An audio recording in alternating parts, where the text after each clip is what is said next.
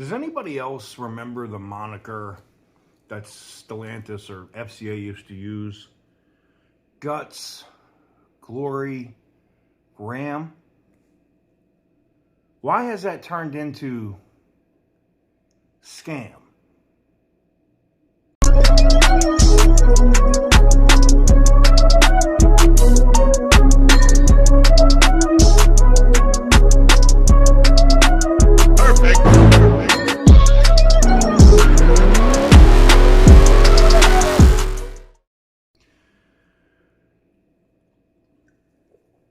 What is up, guys? Welcome on back to TK's Garage.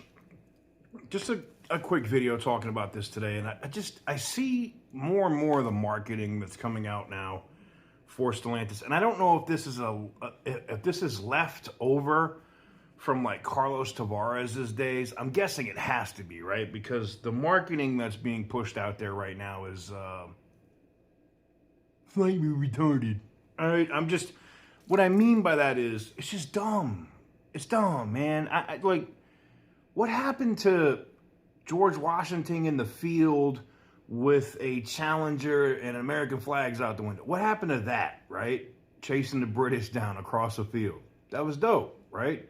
What happened to Guts, Glory, Ram? What happened to that?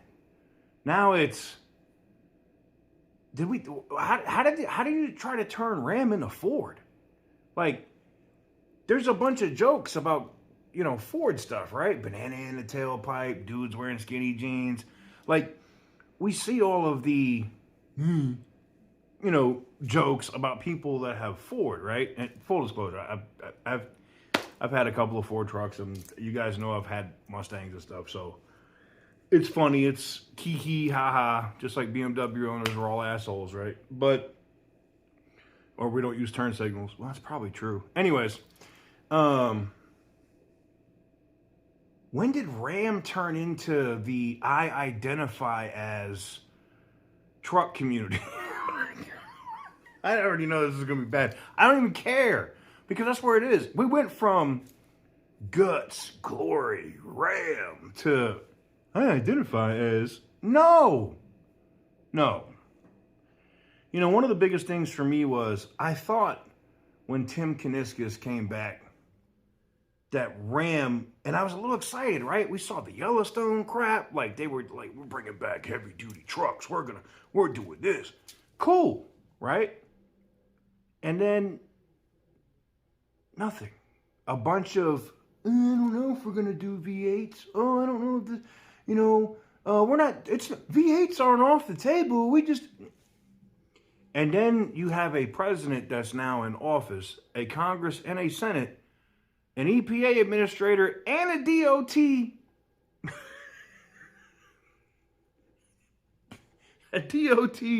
what would you call it, secretary and an EPA administrator that are willing to be like, yeah, it's time for the auto industry to get back to doing, you know, making stuff that Americans want. And Ram is kind of like this, handcuffed with furry pink handcuffs going, I don't know what I can do. And it's horrible, because I love the sound when I hit my keys and I remote start my Laramie. Ooh, I love hearing that 5.7 fire up in the morning. It's awesome. Hemi take it all. But what I mean by that is Ram doesn't have products that consumers want. The data, the numbers are clear. Now, I got some inside information on what's been going on in January in terms of sales for Ram. Oof. Now, I knew that they mailed in the fourth quarter. We kind of figured that, right?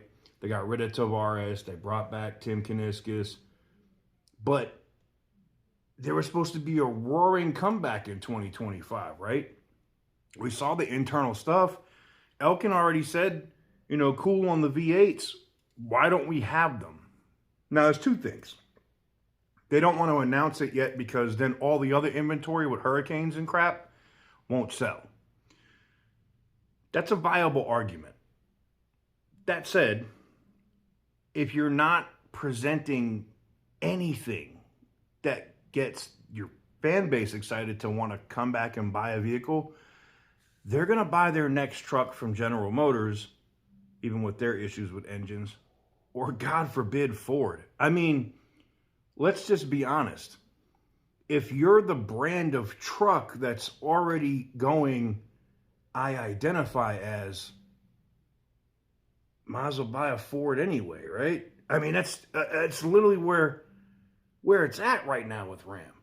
I mean, if you already got a question because the dude's got pink boots on and skinny jeans, if your brand at Ram is already on I identify as, might as well buy a Ford. And if you don't have anything that's manly, it doesn't make any sense for you to keep any of your customers. They're not going to stay for this hurricane crap. They're watching. And here's the thing. Because I don't know Tim like that. I know Butter knows him really well. Here's my thing.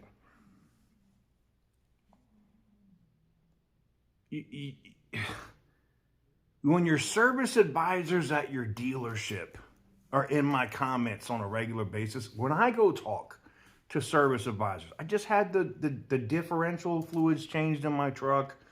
I had to replace an airbag in the suspension.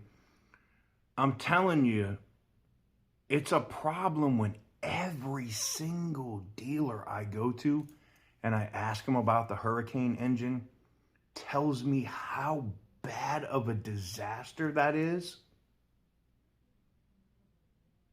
It's a disaster for your company.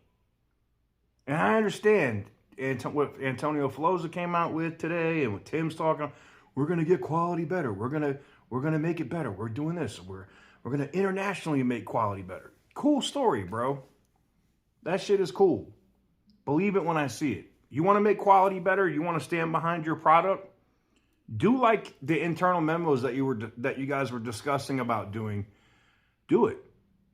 Raise that warranty to 5-year, 50,000 miles. That's guts. Put a V8 back into your Ram 1500. That's glory. And maybe you can get back to making Rams. Or I guess you could continue to go with the I identify as crowd. We'll see how that works out for you. Let me know what you guys think in the comment section down below. Give this video a big thumbs up if you like what I do. Hit the subscribe button if you haven't already. And as always, yeah, pinky's out. I mean, I am driving a Ram now. I guess I got to identify as something. Stay petty, my friends.